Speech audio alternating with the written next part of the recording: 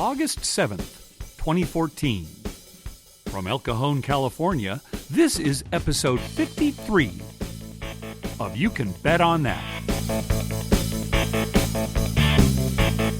Hi, everybody. Welcome to You Can Bet on That, a podcast for the recreational gambler. My name is Mark Duvall, and sitting next to me is Dr. Mike. Hello. Welcome back, Mike. Thank you. Geez, 3 weeks between episodes. I think this is our longest break. Yeah. And it's a little odd sitting here doing the show now. It's been so long. We had stuff to do, weddings. Wanted to see Hawaii before it was gone. Yeah, exactly. That's right. And how's your back?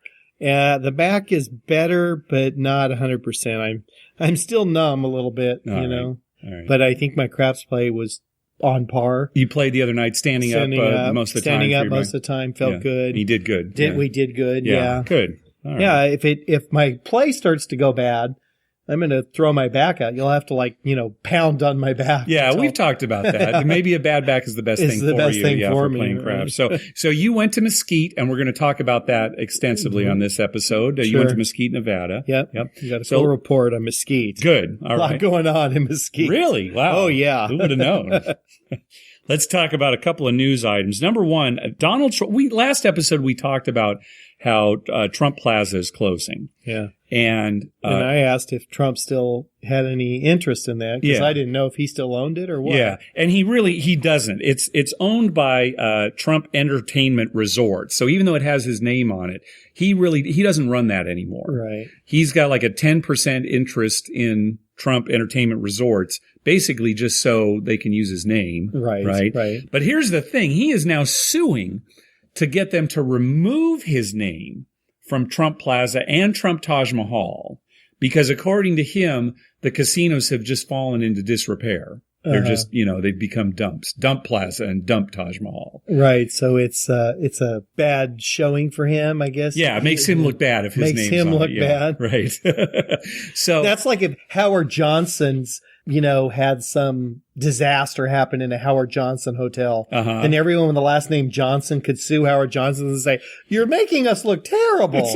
Howard Johnson is right. We did go to Trump Plaza, and it was a dump. It is a dump. I mean, it was noticeably run down. Run down. Yeah. And Taj Mahal wasn't. We didn't go there. Yeah, but from the outside, it didn't look very good. Yeah. It didn't look like a Taj Mahal. They put it that way. So I think that's kind of funny that, he's a part of, 10% in Trump Entertainment Resorts just so they can use his name, and he wants his name removed. I don't blame him. Yeah, well. Based on what we saw. He'll probably win that suit. I mean, they'll probably be happy they're going to close it. Well, anyway, Trump Plaza is going away anyway. And they'll just rename the Taj Mahal to. Do they think Trump, having his name on there is a draw? I don't know. No, I'm sure. I can't imagine these days. No, I'm sure it's not. Yeah. I mean, unless you knew Trump was sitting at a table and you get to talk to him. Would that be incentive? Or would that also, drive people away? I just like to walk by him and laugh at his toupee. That's right. Try to grab his hair when you go by. Yeah. That's what I'd like to do.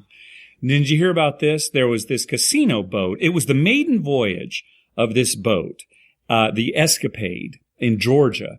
And it ran aground. It hit some shallow water, I guess, and ran aground. And all these casino patrons were stuck on it. And it kind of made the news. And I think they were on there for like 12 hours before they were finally ferried off by some Coast Guard boats.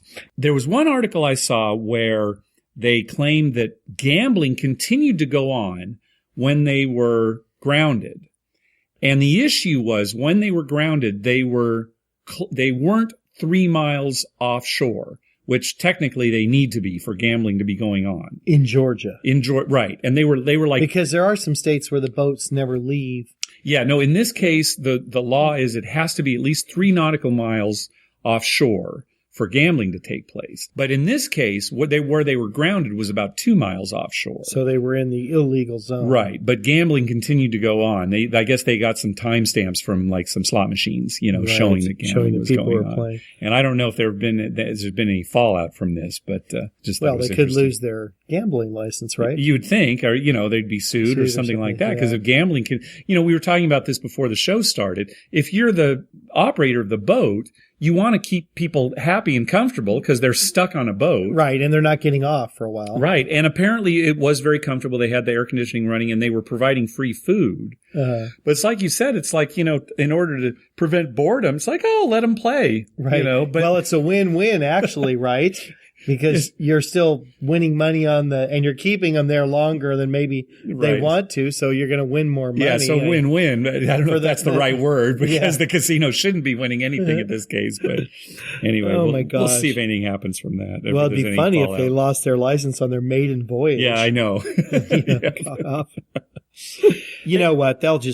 Some smart attorney will just claim that, look, it would have been a riot had we not let the people gamble and nothing to do. So in order to save lives and, keep people from being stampeded on, we let them gamble. Well, I haven't found that there's been any talk of arrests or indictments or prosecution or anything. Yeah. There was just this one article about how, it looked like gambling was going on. And I don't think there's been any follow-up. So probably this might just go away. A new captain who knows where the sandbar is. This could be. And, hey, we want to thank everyone who's been clicking through our Amazon link. Remember, whenever you're going to buy something through Amazon, go to our page first, youcanbetonthat.com, and click through our Amazon link at the top of the page. That way, when you make a purchase, we get a little kickback that helps cover the costs of hosting the show, and it doesn't cost you a thing. You'll pay the same price just like normal. We got an email from listener Todd today. Let me read it to you, and you can reply. Hey, guys, I'm within a month to heading back to Las Vegas, so I've been practicing a few of my craps strategies. I'm curious if either of you adjust how you play based on factors like if the table has recently been hot or cold, if you're way up versus way down, or do you read the shooter to adjust how you play? That last one I realize teeters on dice control, which I agree with you, are likely 99.999% bogus claims. But if you see someone who is clearly just randomly throwing versus someone who sets to a certain number each time or consistently hits the same spot on the table, do you change your play? Or do you just bulldoze ahead with whatever you've decided you're going to play no matter what happens? Thanks. So I'll answer first because my answer is real easy. Yeah. I'm a stubborn gambler. Yeah, I don't change a thing. No, and my answer is going to be complicated. Yeah. So my answer is no. I play exactly how I've been playing. I don't change at all. Right. All right. Let's hear from you now, Dr. Mike. First of all, I love it if the table's been hot or cold. That was the first thing he talked about, the table being hot or cold. Yeah. I love it when people come up and say, has it been hot or cold? Because I like to pull out my little book and show them all the last 1,000 rolls and say, now, how do you play? Because depending on how you play, I'll tell you if it's been hot or cold. Okay. Right? That's right. But the way I've been playing, it sucks.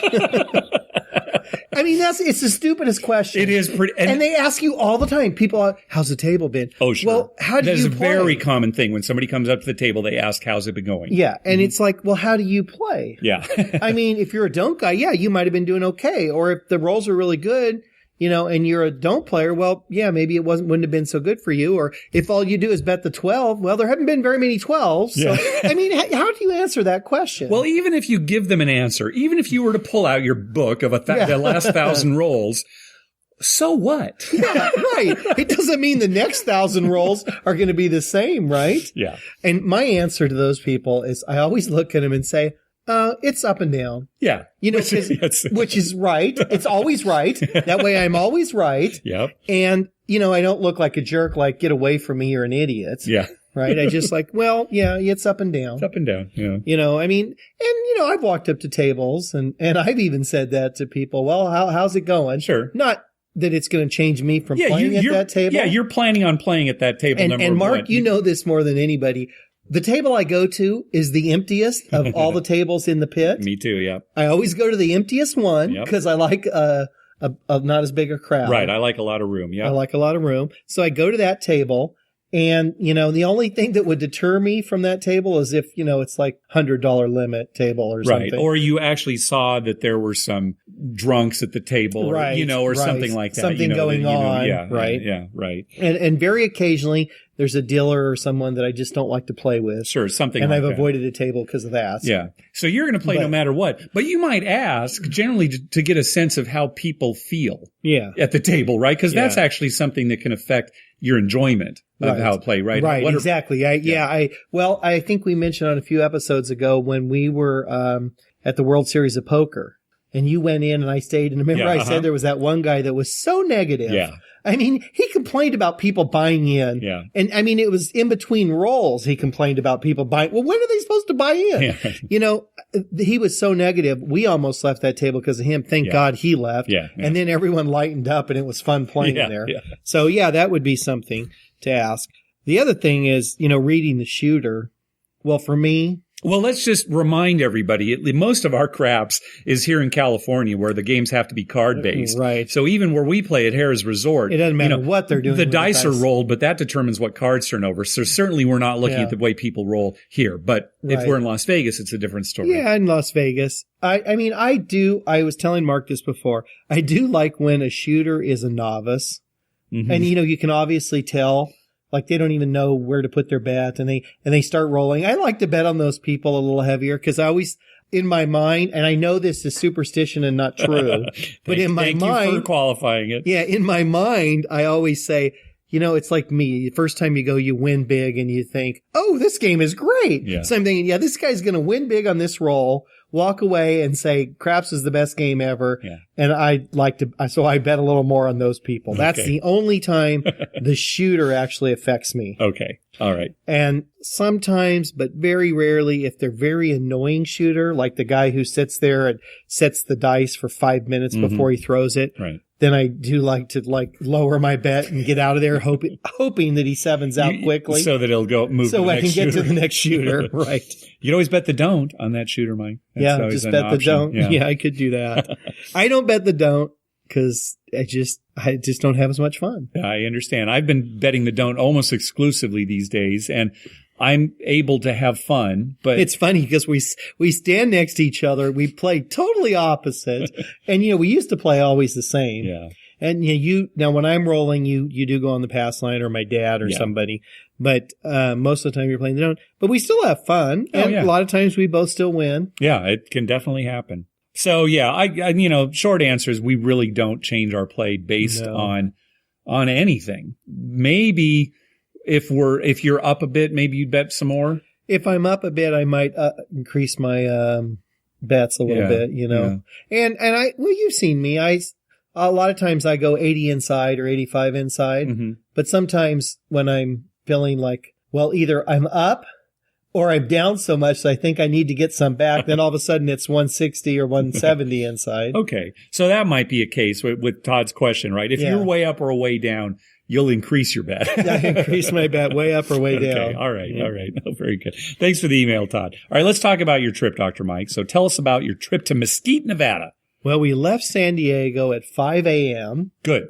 On a Friday morning. And we stopped in Vegas. So we get to Vegas. Well, now, back up now. Yeah, before we got to Vegas, we made a couple of stops on the way because we have kids. Well, and your back was bad, too. And my back was bad. So my back was real bad. As a matter of fact, thanks to my wife, because she drove the whole trip. You were just lying in the back? Or, I sat in the back seat. My wife and my mother-in-law were in the front.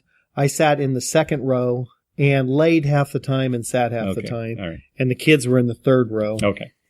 So we have a big enough vehicle that I could just lay in the seat. Okay. And, it was total driving time is about 6.5 hours there and 6.5 back. Okay. So it was quite a bit of drive for her. But she's a good trooper and she drove the whole way. Good. And we did stop in Baker. Good. Yes. We had to go to the bathroom anyway, and I wanted to stretch. And you were going to report to us on the thermometer. The thermometer is there and working well. Good. I took a picture of it. So it's the tallest thermometer in the world. Tallest thermometer. I don't know that Americana. Yeah, I don't know if thermometer is the right word for it, but it tells the temperature. Yep. And you sent me a picture. I actually tweeted it. Yeah. And what was the temperature at that time? It was like 100? No, I think it was like 93 or 93. something. Yeah, it was early. Morning, right? Yeah, we were there. Yeah. Oh gosh, it had to be about 8:30. Yeah, but it was working, so that's good. It's working. And how did it look? Did it okay? It looked like it always has. All right, which is, it's kind of a tacky thing anyway, but I mean that's some of the appeal of it. Right. No, it looked exactly like it always has. Good. Well, I'm glad to hear that it's changed. working again. Good. We stopped at the Mad Greek place there and went in and saw all the bizarre stuff he has in there. Yeah. We just went in to use the bathrooms, basically. Yeah. Nobody was in there at 8:30 in the morning. I mean, there actually were about 4 or 5 people eating. But. Okay. All right. And then we headed on. We did not stop at State Line. Good. No reason to. Good. Although I found out that several people who were going to the wedding, it was my wife's cousin's son who was getting married. And on the other side of the family, they have a huge family. And so they all went. And a lot of them had left Thursday night and stayed at State Line. Oh, okay. Thursday night. So then they could just drive to Mesquite afterwards. That's they didn't not go a to bad Vegas. idea. Yeah, because it's cheap lodging at State Line. Very cheap lodging. Yeah. And, they played a little bit. And that was actually kind of smart, Good. too. And it's less of a drive than into Vegas, right? Yeah, right. Then we drove on and we stopped in Vegas. And we got there like maybe 10 in the morning, somewhere around 10:30 in the morning. Yep. And we stayed at Caesars until like 5 that afternoon or something. Right. And you were playing craps basically that whole time? I was playing craps pretty much that whole time. Okay. And then everybody else, your daughters and your mother-in-law and your wife. They went shopping. They ate lunch. They all got their hair cut and their fingernails and toenails done. Oh, good. Okay. Yeah. So they were having a good time at the spa and the shopping and stuff. Good. And I played craps. And it actually went pretty well. Good. Yeah, I think I lost a little bit there. So then we left and we proceeded on to Mesquite, and people said it was 90 miles in an hour and a half, but I could almost swear we got there in about an hour. Okay, good. So I think it was more like 60 miles. And actually, I had asked a dealer at the craps table at Caesars that morning, and he said that it was 70 miles, and he lived kind of near there. And he said at one point they're doing road construction and they have it down to 1 lane. So he said, but if you get there before like rush hour, like people going home or going to Vegas, you probably won't have a problem. And we didn't. We drove right through it, but it did go down to 1 lane. Okay. And it still only took about an hour. Good. Okay. And just to remind people, Mesquite is right there on the state line of Nevada and Arizona. Right. It's funny because people familiar with that area, Interstate 15, it goes through Mesquite, goes into Arizona for just a little bit. And then turns north. And then goes into Utah. I don't even know if there are any exits that you can get off at in Arizona. Yeah, there may not be. Freeway. Maybe a couple of spots, but it's for all intents and purposes, it's really almost like it's next to Utah instead of Arizona. Right. You go through Arizona a little and then you're in like St. George, Utah. Yeah, okay, yeah. But anyway, so we went to Mesquite and we played at the Eureka Casino. Yeah. I couldn't even remember the name. I mean, you got to remember, I was in a little bit of pain. That's right. I could barely walk. Yeah. Yeah, it was a Eureka Casino. Mm-hmm. And I have to say this. It wasn't huge, but it wasn't real small either. Good. It had quite a few tables as far as like they had blackjack and 3-card poker and I think I saw a few other carnival type games, but they only had 1 craps table. Okay, which was your fear. Yeah, which was my fear. Because, then you have really no choice. Yep. Now, there is a casino right across the street. Okay. I mean, you can walk to the other casino easily, but I wasn't in any shape to really walk over there. Okay. And all the family was at the Eureka Casino, so I never left it. Okay. And there were 2 other casinos that were another exit. So I think there were 4 casinos that I saw. Okay, but you only... I'm not certain if there's a 5th somewhere or whatever. Okay, but Eureka was the only casino you went to. It was the only one I went to. Okay. The people were very friendly. Good. All the dealers were very friendly. Oh, good. Never ended it. We did not eat at the buffet. However, a lot of people did in our group and said it was excellent. Now, one of our listeners was tweeting asking if you ate... They had some like big ham deal... Or mega ham or something? Oh, yeah, we saw that. I didn't eat that, but they did have like a mega ham. Yeah. Well, you get like a pound of ham or something? No, yeah, it's one of those big like ham steaks. Yeah, okay, yeah. With like, there's a little bone in the middle and a big old, For some ridiculously cheap price. Okay, right. Good, yep. And we ate at the coffee shop. I think, we got there Friday night and we had already eaten at Caesars. I think we had the coffee shop Friday night. I didn't eat breakfast. We had lunch at the coffee shop. Dinner was at the reception of the wedding. Right. And then we left early Sunday morning. So you really didn't eat. So we just didn't. The coffee shop. Yeah, just the coffee shop a couple times. And the food was fine. It was good. And service was good.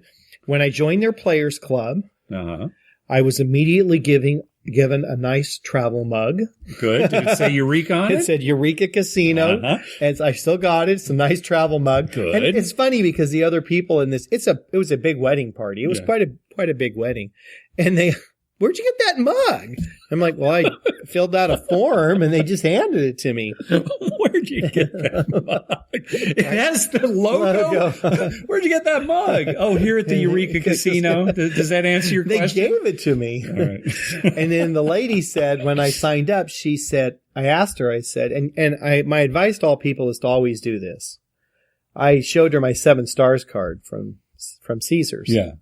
And I said, I'm a 7-star player. Does that get me anything else? Am I going to get immediately upgraded to a higher level or something? Yeah. And she said, no, we don't do that. Okay. But there's some places that do. There's some places that do. Yeah. So you should always ask. Yep.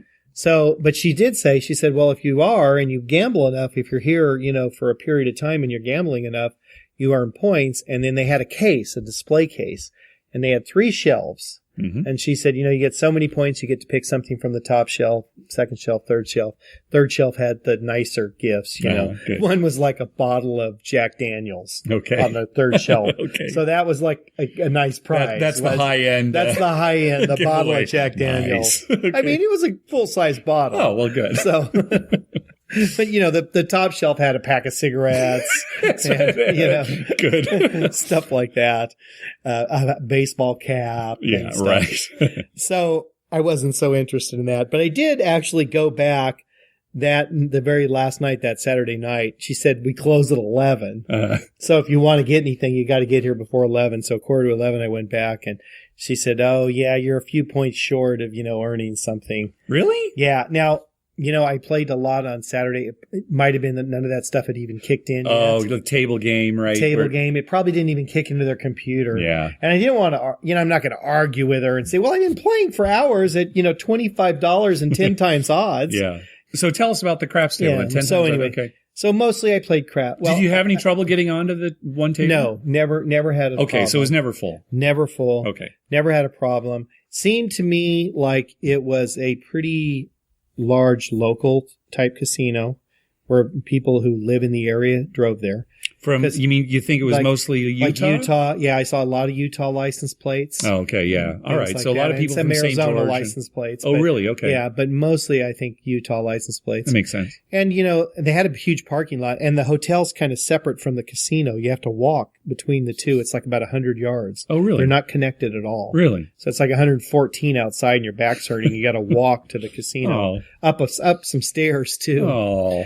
But anyway, yeah, there's only the one craps table. Didn't have a hard time getting on. Okay. Some differences between Harrah's Southern California and that craps table there in Mesquite is they have, first of all, 10 times odds. Good. That's great. I love when, a casino in a small area has good rules like that. Sure. Good. Yeah, okay. 10 times odds. Yep. Which is, great when like a 4 and 10 hit. Yeah. And then if they don't hit, you're kind of, I put all that money out there. But when they hit, it's like, oh my gosh, it pays so much more than like a 6 or an 8. Yeah. So I was doing a lot of cum betting to take advantage of the 10 times What was the minimum? The minimum was $3. Oh, okay. It was a $3 table. Uh-huh. Yeah, which was nice too, because a lot of people who went that didn't know how to play craps wanted me to show them, and they just wanted, they were coming up to the table with $20. Yeah, good. Right, so they got to play and take a little bit of odds. They could $100 was no problem for them. Good. 10 times odds, and they had a fire bet, but it paid on 3. Oh, okay, yeah. So you won on 3, 4, 5, or 6. Okay, so most craps tables, the fire bet pays if you make 4 unique points or more. Right. But there are a few casinos where it pays Just if you make 3 or more. Right. And the they way just take it off the top. They take it off the top. So if you hit all 6, it doesn't pay as much as one of the other tables. Not nearly as much. Yeah. But we never hit a 4 when I was there Friday night or Saturday. Oh, okay. But you hit some 3s? Oh, we hit like 5 or 6 3s. Yeah, see, that's nice because if you had been at a table where it only pays 4 or more, every fire bet would have lost. Right. And in this case, you were getting at least some money back. Yeah, and I probably broke pretty even on that because I think there was at least 4 or 5. And what does it pay 7 for 1 on 3 numbers? Yeah. So, and it was $5 minimum. So it's $35 maximum. I mean, maximum bet. Yeah. Uh-huh. So it was $35. Okay. Well, that's nothing. So, I mean, that's fine. Yeah. Okay. It's right. $35 more than, that pays for another 7 fire bets. Yeah. That's right. Right. I mean, that's the way I think of it. Good way to look at it. So, and I did excellent there. Oh, good. The first night, Friday night, some guy had a great roll. And I mean, I immediately was up like $5,600. Really? Yeah. I mean, I should have just cashed out right then. Yeah. I mean, if I had, been smart enough, I would have just said, okay, I'm cashing out here, taking my $5,600 winnings. Yeah. And, going up to the room and going to bed. Yeah. I stayed and played, and I still left the table about $3,500 ahead. Oh, good. Yeah. But, I mean, right after his roll, I should have cashed out. The rolls after that were, not great. Yeah. But he had a great roll. Now, you said, so there was a $3 minimum. What was the maximum on the table? 500. 500. Oh, so pretty low maximum. Yeah, 500. Okay. Right. Yeah. And I assumed, and I didn't ask, I should have asked, I didn't see it, but I assumed that meant 500 on the line and, 5,000 odds if you wanted it. Maybe. Yeah. Yeah. Okay. Right. I mean, I hope it wasn't 500 maximum odds. Yeah. Good question. Usually it isn't. Right. Usually it's not, but you never know. Sometimes they do cap it. Yeah. Yeah. And I didn't ask about the cap on hardways or anything because I think the highest hardway I got up to was like $200. Yeah. But sometimes they cap that out, Okay. Yeah. So, and the reason I won on that guy is because he rolled like 5 hard 6s in his roll. Oh, he had a lot of the hard ways. Yeah. Well, I, did my usual, and pretty soon I had $100 it hit, and I went to 200 and it hit. Yeah. So, you're getting $1,800. Doesn't take too long to get to 5,000. Yeah. So, were you getting a lot of attention from the pit? Oh, yeah. Yeah. Yeah. Yeah. I was the only one. Well, I was betting quarters too, just like I bet here. Yeah. And I was the only one doing that. Most everyone else were betting like $5 or less on the line. Yeah. And so, of course, they were standing right there watching everything. Yeah. So that was the first night we went to bed. The second day, played a little bit in the morning and actually had a good run again and won another 1,000 or so. And then the wedding started, so we had to head to the room. But right before the wedding, we were all, there was 5 or 6 guys, and I was the only one who had played craps before. So I was trying to explain to all these guys how to play. Yeah. And it just turns out we all except like one person had good rolls. Oh, good. They were all winners. So they all won. Yeah. I mean, my wife's cousin, the father of the groom, he didn't start with any money. I just gave him like $40, $50 mm-hmm. and he cashed out for like 600. Oh, wow. Great. Yeah. We all did great. Yeah. So go ahead. Well, I was going to say, and so it was like, they're all looking at like, well, this game's great. Yeah. And especially since a couple of them started with nothing. I just gave them like money. I made a $5 line bet and took like 50 odds and it hit, and then I said, you play with that money. And then some guy would roll like 3 points and, they were pretty soon they're up $200 or $300. Yeah. So yeah. And then it was time to go to the wedding. Yeah. So we go to the wedding. The wedding was outside in the 110 degree weather. Uh-huh. But it was quick and sweet. Oh, good. And so then the reception was inside. And the food at the reception was very good. It was casino food. Oh, good. The casino prepared it. Right. But it was very good. And after that, by that time, it's like, 11 o'clock at night or something after the reception's winding down. I went back and played a little and it was rough. Oh, okay. It wasn't good. So I lost a little bit and then I stopped and still went back up to the room, a few thousand ahead. Good. And then the next morning we were going to leave early. Yeah. But I played just very briefly before we left and it wasn't good. But the funny thing is there was one dealer on the craps table. One for the whole table? One dealer? One dealer. How'd that work? Well, they closed half the table down. Okay. And they had him on his side. Yeah. And it was just like 2 other guys and me. Uh-huh. And whoever was shooting would roll to the other side. He would have to take the stick and actually walk a little bit over there to grab the dice, bring them back. And then he would, just like a regular dealer, he would collect his losers and pay his winners and then make any other bets that people want and then slide the dice to them. That must have gone pretty slowly. It went very slowly. Yeah. After a while, a couple of other people came over and were standing. Now, this is like 6 in the morning. Okay. All right. Well, I guess that makes sense. So, it was early in the morning. But then a couple other people came over, and the pit boss was watching me because I was playing big again. Yeah. And he went and found another dealer, I guess, who knew how to deal craps. Okay. And so they opened. Now they had 2 dealers, no stick man, just the 2 dealers. Okay. Switching the stick back. Yeah. And the other 2 guys joined in and they played. Because 5 guys on that one side would have been number 1 crowded, but number 2 terrible for the guy having to deal it. Yeah. Well, this was a Sunday morning, right? Probably Sunday morning at 6 a.m. Nobody's at the crap table. So, right. So one dealer's good enough. Right. But I guess they want to keep it open all the time. Yeah. So did they offer you a lot of comps when they were watching? No, they offered none. Nothing? Nothing. For how you were playing? Nothing. And the pit was watching you? The pit was watching me like a hawk the whole time. Because, all of a sudden I'm $5,000 up and they're thinking, oh, great, we're going to take a beating. But no, they did not offer one single thing. Wow. I wonder if they would have if you'd been losing. Yeah, maybe. But I mean, I don't know. And they might have known we were there for the wedding group. So they're thinking, these people are never coming back. Why should maybe, right? Yeah, I don't know. I mean, but no, they never said. Really? They were friendly. Okay. But they never said, if there's anything I can do for you. Yeah, when I gave my card, they said, oh, thanks. And they, and then handed it back. Here you go. Good luck. Wow. It was never anything like, well, if you need anything, you want a meal. So you didn't get your room comped or anything? No, we didn't get the room comped or the food. Now, the room was $50 a night. It was still, they probably don't see players like you very often. No. Right? I'm surprised. No, yeah, they did not comp the room or any of the food. Yeah. So, but, we were there for the wedding, so I wasn't going to make a big deal out of it. So, tell the listeners what you had to do when you cashed out. Oh, yeah. There are no $500 chips on the table. So $100 chips those were the highest denomination at the table? Highest denomination on the table. Okay. So I had like $5,600 plus the $2,000 I bought in for at one point, like $7,600, all in like $100 chips and $25 chips. Wow. Okay. Yeah, so when you cashed out, you just had to. I put them in my pocket. Yeah. I took a bunch and stuffed my pockets and put some in my thing. And then I got up to the cashier and I stacked them all up. And that took forever because she had to call somebody and say, well, this guy's cashing in for 4,000 something or other, whatever. Yeah. See, they're not used to players like it. The fact that they didn't have anything higher than $100 chips, I think probably answers the question.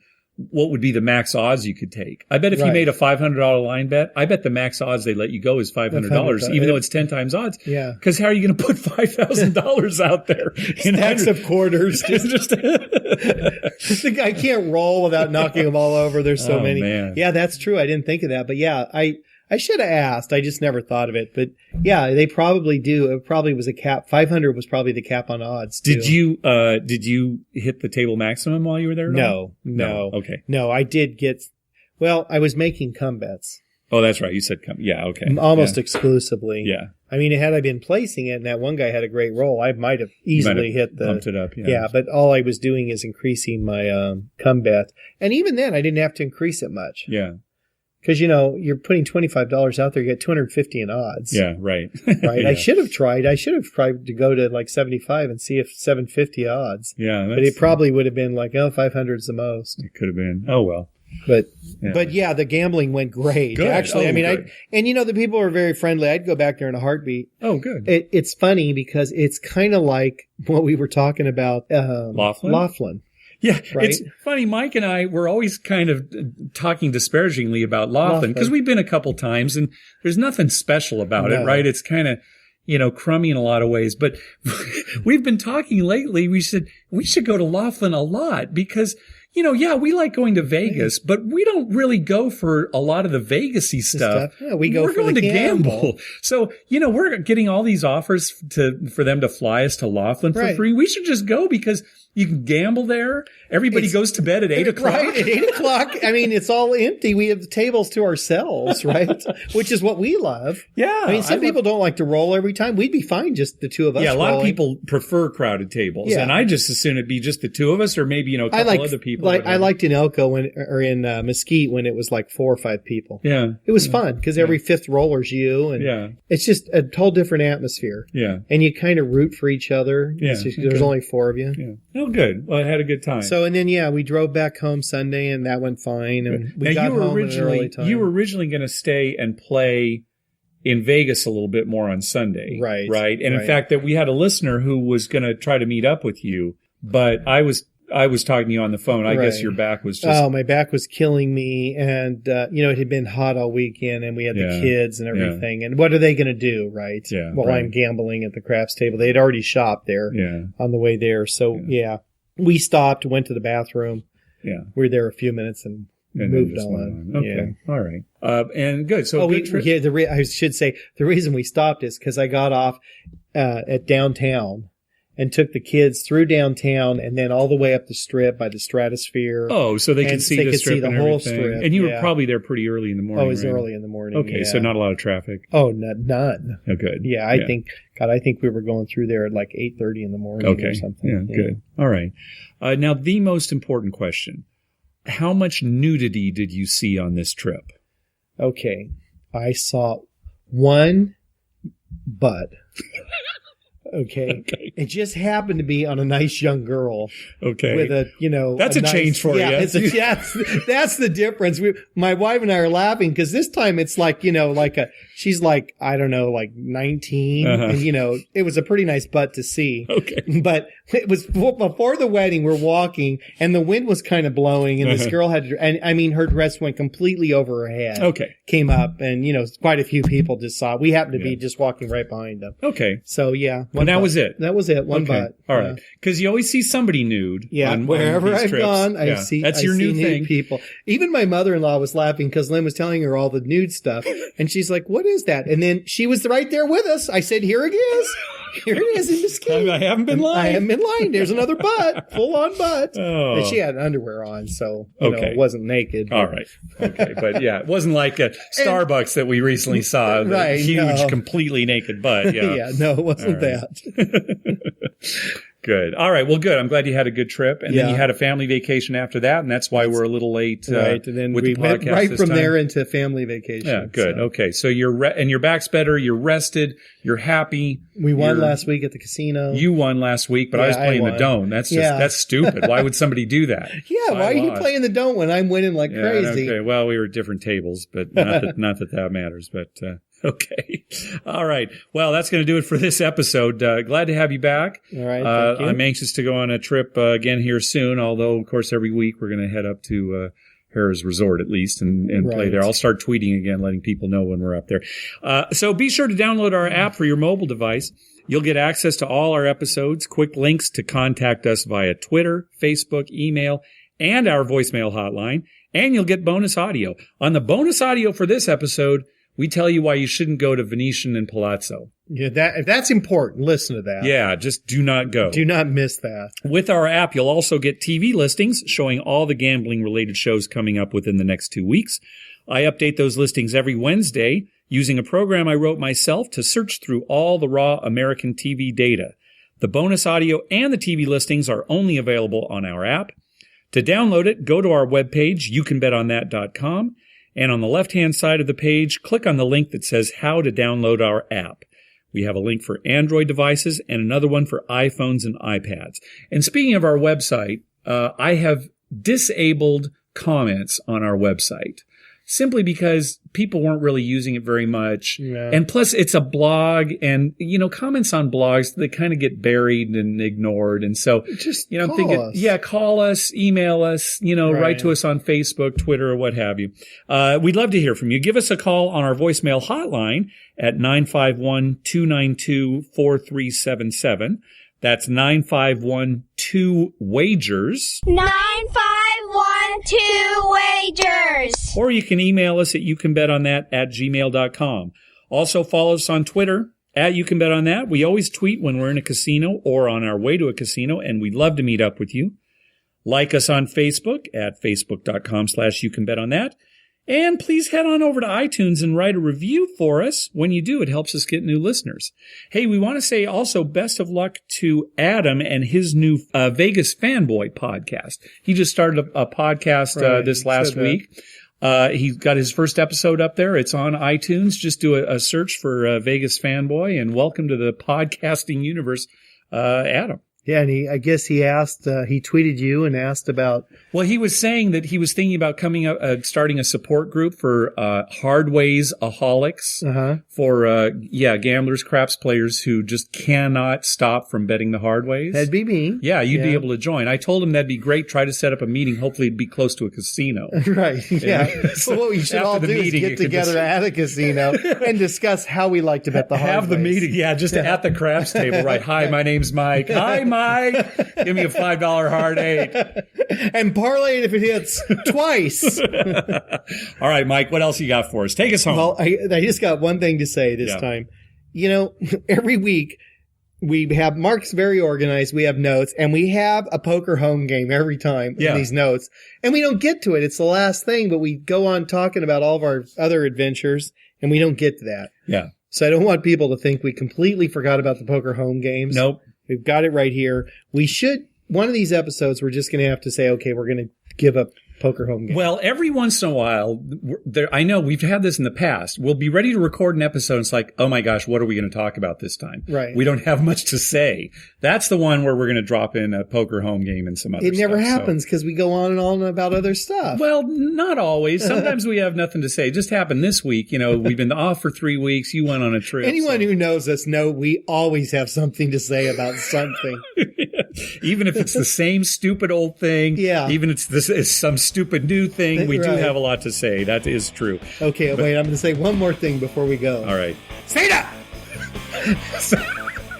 And we'll explain what that means next time. All right, be sure to listen, folks. Oh my gosh, I can't wait for the next episode. Thanks for listening. Good night.